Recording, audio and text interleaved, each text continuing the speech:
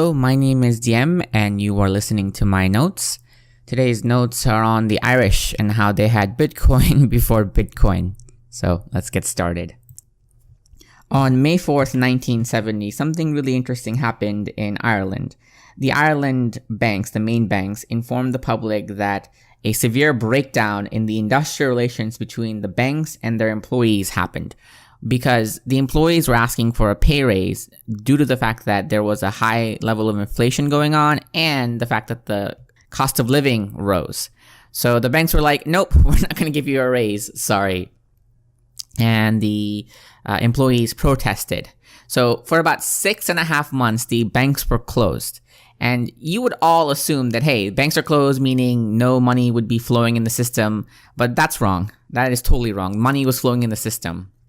So the good people of Ireland decided, hey, we're going to take out as much cash as we can and then pay for all of our stuff through cash for now.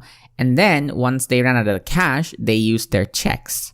You're probably wondering, where was all these checks sort of submitted to?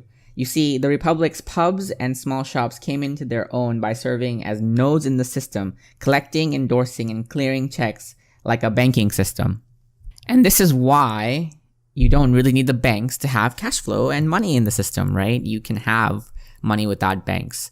And so now we're going to segue into Bitcoin and blockchain and what that means. Much like how the Republic's pubs and small shops were the nodes, now you have literally miners. Anyone can be a miner, given that they have the special software and mining hardware, and mine Bitcoins. Basically, mining Bitcoins is kind of like, collecting, endorsing, and clearing the checks in the system, right? Clearing of the accounts and whatnot. So it's funny to me how historically, on a much smaller scale, this sort of notion of a bankless money happened.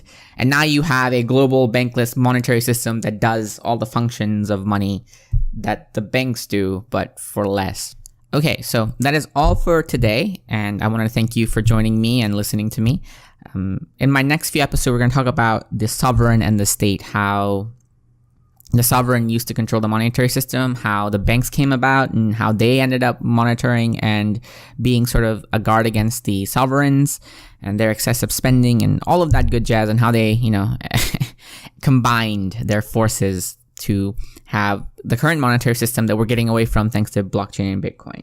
So that'll be in my next podcast. Again, thank you. We'll see you in the next ones. Bye.